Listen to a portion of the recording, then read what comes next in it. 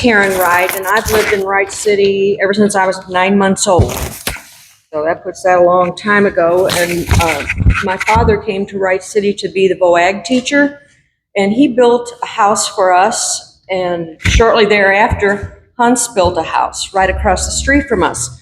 So we've known the Hunts for a long time, and they were just a great family. We have a lot of memories about them. There were 5 boys and 1 girl in that family. And Mrs. Hunt was just amazing. She was always making apple butter in the fall, and she would have my mom and all the neighbors come over, and they'd peel apples and just have such a good time. And the younger boys, Phil was one of the younger boys, and Kenny was the very youngest one. And he and Phil would always play with my 2 brothers. I have an older brother, Jim, and an older brother, Leslie. And Leslie was in Vietnam too. That was just such a crazy time to be alive. Nobody even had heard of Vietnam. In school, we had studied all about World War II and all about geography and that sort of thing. But nobody knew or even heard the word Vietnam mentioned until all of a sudden, well, you know, you're going to graduate pretty soon. Then what are you going to do?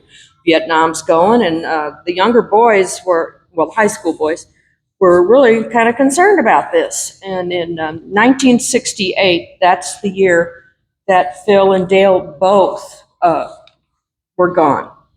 And I think maybe you've noticed that on your little slip of paper there. Boy, those fellas were really close, because Dale passed away over there July 9th. He was killed, of 68. And then Phil, it was August 22nd for him of 1968. The Tet Offensive was just going big time, and everything was hot over in Vietnam. That was not the time to be over there in 1968. But my brother went over, he graduated in 67, and he went off to college. A lot of the guys were doing that because they didn't know what to do. And some of the fellas couldn't go to college, so it seemed like some of them even wanted to go over there once they heard about it, but not very many. Kenny and Leslie were quite the pair, and Phil would play with them. I guess you could call it play when they were younger. They would go hunting a lot, fishing a lot together, and they would build forts, and they were always playing army and that sort of thing out in the brush. There was a bunch of brush just right across the street from us at that time, acreage, different things that weren't even developed yet. So we felt like we were out in the country. My brother Jim, though, worked with Phil at the bowling alley. I don't know how many of you remember the little old bowling alley that Wright City used to have. There was only 2 lanes, and I think it's Servant now that has that. Later on, there was a bigger bowling alley that was across the street. There's a new restaurant or something going in there now, and a lot of you maybe had even gone to that bowling alley, but that first one where there was only 2 lanes, and they were the pin setters. They'd have to go out there and set up the pins. That was a big job for them to do. And I can remember my brother and Phil would walk home together after working all night, and Jim would tell us maybe of some of the silly things they did on the way coming home, but sometimes it took him longer than other times. But they usually would bring us some candy or something. My dad, I remember him talking about, I remember the night or the day that those 2 soldiers come visiting to the neighbors and knocking on the door and giving the Hunt family the news. And my dad was a World War II veteran, and he just about lost his breath, and so did my mom too. He was mad because he said, how could Phil have gotten killed over there? He was so good with a rifle. He could shoot a squirrel at 50 yards blindfolded. You know, he was such a good hunter. There's no way. Something really crazy must have happened over there. But when you're in war, I guess all kinds of crazy things happen. And at our age and our time now, we have studied so many different kinds of wars, and there's so many different kinds of wars going on. We know that it's never going to end, that eventually somebody will pull the wrong plug or flip the wrong switch, and that's going to be the end of it. But so far, everybody just seems like it's like almost you are hunting. You're taught. We don't teach the kids now like we used to with guns. That was a big deal to get the Red Ryder BB gun or whatever and work your way up to a 22 or a shotgun or whatever. And the boys learned to use guns. And I can remember one of the teachers we had when I was in third grade, she thought every boy needed to have a pocket knife. And they should bring a pocket knife to school and learn how to use that. Because one time it was Miss Hazy Camp. I don't know if y'all remember Miss Hazy Camp.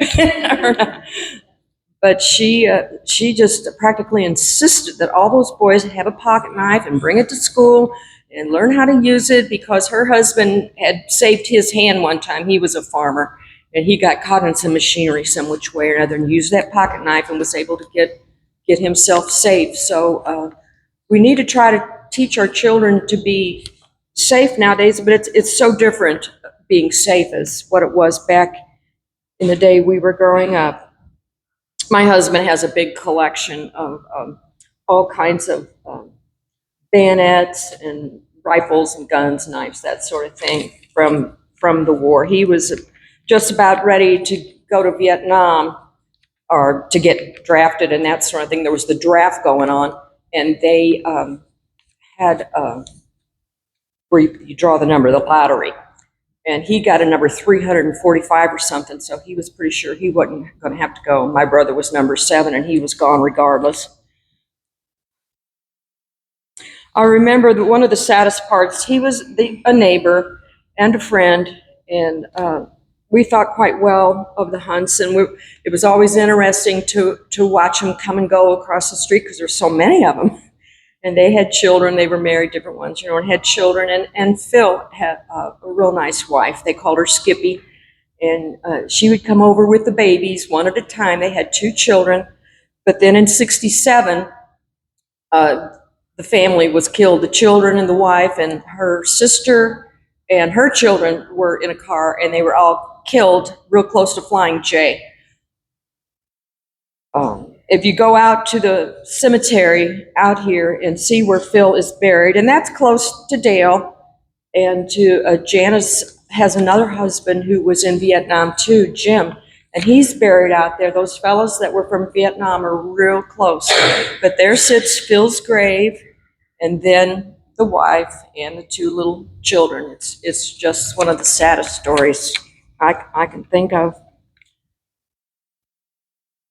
On the picture over here, I can't really see it pointed out to you very good, but I did another presentation. It's been a long time ago. I'm a retired school teacher, and it's a good thing I'm retired, I'll tell you. But anyway, there is a picture of Phil and a picture of Dale, and it has all their medals and ribbons and things mentioned about them that have to do with their military service that some of you folks might be interested in, and I'll let you look at that. But I just think all those fellows who were in Vietnam they deserve our respect at an utmost welcome home that they didn't get. To this day, that makes me sad to think that some people are still holding a grudge against these soldiers, and I don't know why. They didn't have anything to do with it. They didn't have any choice. They had to go. But I honor them and I respect them, and I know every one of us here tonight do too. Thank you.